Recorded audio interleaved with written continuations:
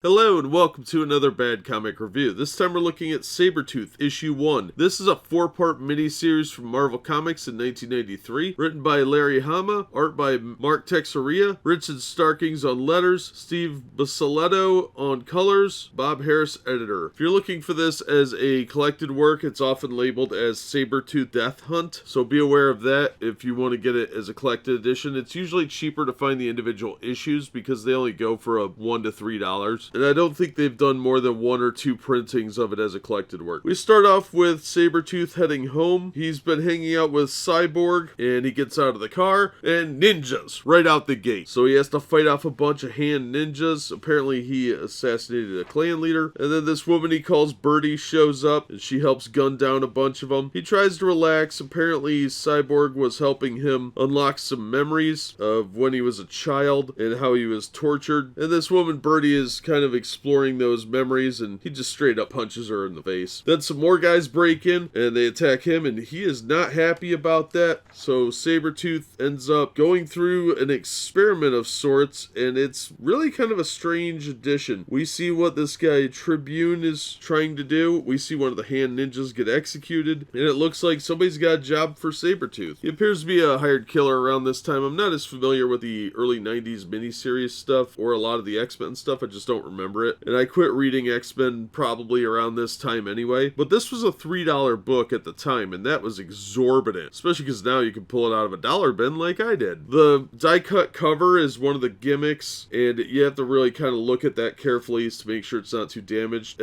but the good art is hidden by the die-cut. You can kind of see Sabretooth through the cut on the cover, but it really conceals a much better image inside, a really cool image, so they were just going for the high value speculator market. Paper quality is great though. Modern Marvel could take a real lesson from the quality done here. The story is pretty solid. It's very obviously a villain book, so he's not a likable person. Yeah, he's flawed, he's damaged, but he's also a really bad person, and he hurts a lot of people and kills a lot of people. But the art is fantastic. I'm not normally real into the heavy sketchy work, but this was really well done, and if you like 90s work, you're gonna like this quite a bit, I think. Mark Texeira had a lot of talent. I don't know if he's still working in the industry or not offhand, but this style definitely worked for him really well, and there's some really cool sequences in here. So if you see it in a dollar bin, I'm gonna recommend it. I generally don't like villain books, but this one worked really well for what they're trying to do. It made him look like a bad guy, but there's also a story to be told here, and so far it's pretty interesting. A lot of action. We get to see exactly how screwed up Sabretooth really is, and part of the reason why. So if you're a fan of the X-Men books or just villain books, I think there's something here for you, and it's worth tracking down for $1 or $2. Beyond a couple of dollars, I would say it's probably not worth that, but if you pull it out of a discount bin for less than the cover price of a regular book, then I would say it's probably worth reading, because it's much better written than anything that's on the stands right now. So I'm looking forward to reading issue 2, and I'm going to recommend this so far. I think it's a pretty good book. That'll do it for this one. Thank you so much for listening and supporting the channel. If you enjoyed the video, please hit the like button, and don't forget to subscribe so you don't miss future reviews. If you'd like to help the channel out in other ways, links are in the description to various support methods, and as always, we hope to see you on the next one.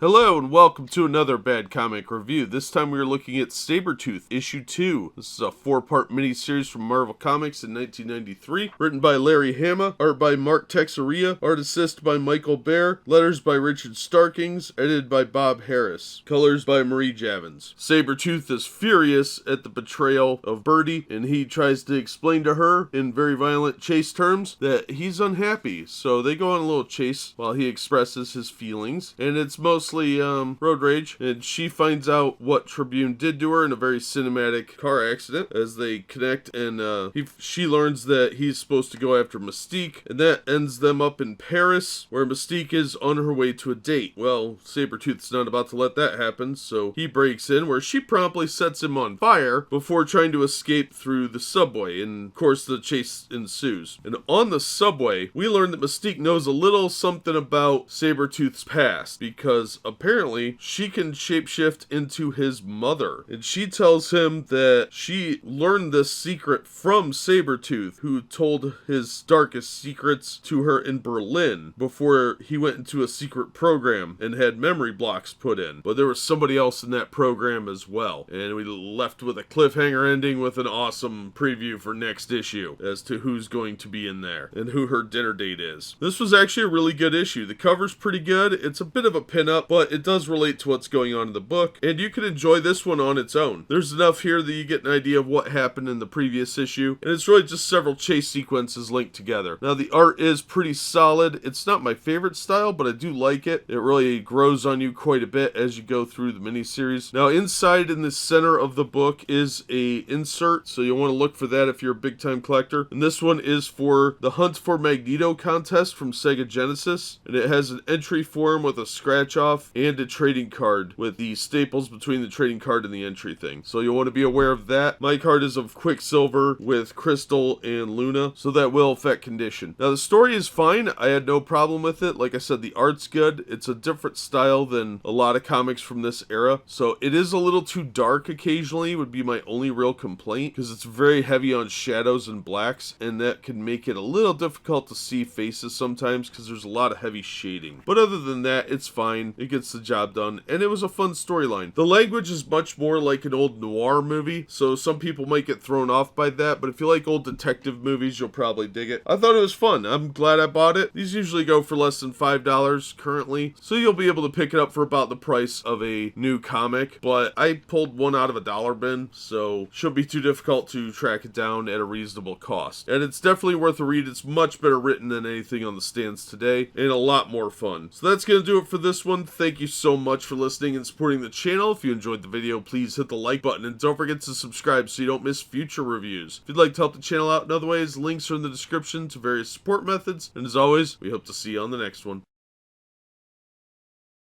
Hello and welcome to another Bad Comic Review. This time we're looking at Sabretooth, issue 3. This is a 4-issue mini-series from Marvel Comics in 1993, written by Larry Hama, art by Mark Texeira, colors by Steve Buccellato, letters by Richard Starkings, Bob Harris editor, Tom DeFalco editor-in-chief. So Wolverine has stumbled in between Sabretooth and Mystique has some information that Sabretooth wants, but he's also supposed to be killing her. But she has shapeshifted into someone that looks familiar from the bad old days of the Cold War, somebody that was his lover. And we learned some dark secrets there. They have a little bit of a history and how they first met, and it was during a rescue mission where Sabretooth was supposed to go save her, but it may have been a setup to get them both killed. Now Logan's not very happy about this, and Birdie has a hand grenade, which Wolverine has to take away from her using his claws as a pin. Pretty ingenious. Now the whole issue really is a background story for the most part. We're learning that there's a lot more complexity to these people's lives than we had previously thought, and that Wolverine and Sabretooth were working for the same company, along with several other people from what we now know as the Weapon X program. Wolverine mentions Maverick, Wraith, and Sabe, so we do get some kind of confirmation that this was a Weapon X assignment. Now, there is a stunning revelation that sets Sabretooth off on a new path. He's going to find Tribune, because now he knows who Tribune is, thanks to Mystique's information. So Mystique gets to live, and Sabretooth is out for revenge. He's headed back stateside, and thanks to Birdie's telepathic abilities, they know where to look. So it looks like issue 4 is going to be pretty intense. Overall, it was a solid story. It was a lot deeper of a plot than I expected. I thought it was just going to be a fight issue, but it really wasn't. There was a lot more story, and it's a lot more interesting, too. So pretty solid book. Good art. I like the art quite a bit. It's a little too dark at times, but I think that does kind of work with the noir elements here, and the cover is great. That is an amazing cover. That would have got me to buy this book off the shelf, even though it's overpriced at $3 for its time. This is a very expensive comic for 1993, but I pulled this out of a dollar bin because this series really isn't worth a whole lot, and it's definitely worth a read. If you can find this in trade paperback, I would say go get it that way, because then you'll have the whole story. But if you're a big collector, you'll want to read the individual issues too. So a solid read, definitely definitely worth tracking down, and if you can find it for the cost of a new issue or less, I'd say pick it up for sure. But that's going to do it for this one. Thank you so much for listening and supporting the channel. If you enjoyed the video, please hit the like button, and don't forget to subscribe so you don't miss future reviews. If you'd like to help the channel out in other ways, links are in the description to various support methods, and as always, we hope to see you on the next one.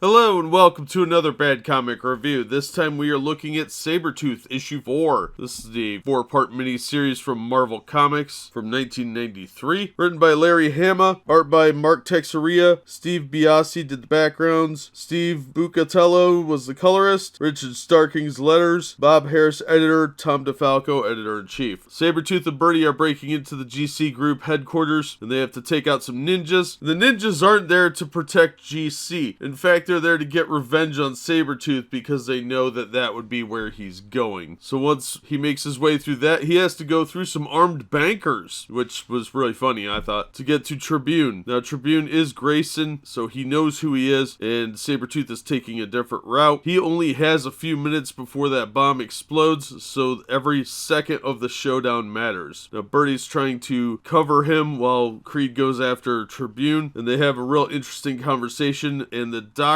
who performed the surgery is there, and there's a really interesting sequence where he gets the bomb removed, and wow, pretty hardcore. Now, Creed does learn a little bit about Tribune's hatred for mutants, as well as the origins of him sneaking away from boarding school to spy on Mystique. And apparently Mystique really screwed this kid up. Unfortunately, somebody isn't going to make it out of the issue alive, but Tribune is still kicking around. I don't really know what happened to Tribune after this miniseries, but it does look like Creed shows up next in X-Men Unlimited number 3. The ending is a bit unsatisfying, and it really did seem like this could have gone another issue to expand on this big fight scene, but it wasn't bad. This was collected as Sabretooth Death Hunt, and it had some really solid art in it, a lot of good use of shading and darkness, but it did seem a bit rushed in this issue. I didn't really have a problem with it. I think I paid $1 a piece for these issues. They're not really worth a whole lot, but it was a really fun read, and it would have made a great movie. So if you're looking for a cinematic action-adventure story, this was a pretty good one, and I enjoyed it quite a bit. It's definitely a lot better than modern X-Men, and an interesting tale of Sabretooth. And while I don't typically like villain books, this was pretty well done. So I will recommend it if you can find this miniseries at a reasonable price, or one of the collected works, because I don't think it's been reprinted in a while, so it might be hard to track down the trade. It would be worth picking up for a reasonable price, definitely worth the price of a modern comic, so if you see it for the cover price of a comic or less, then I would say pick it up. Beyond that, probably not worth paying more than the cover price of a new issue, but still a fun read that's much better than modern stuff. That's gonna do it for this one. Thank you so much for listening and supporting the channel. If you enjoyed the video, please hit the like button, and don't forget to subscribe so you don't miss future reviews. If you'd like to help the channel out in other ways, links are in the description to various support methods, and as always, we hope to see you on the next one.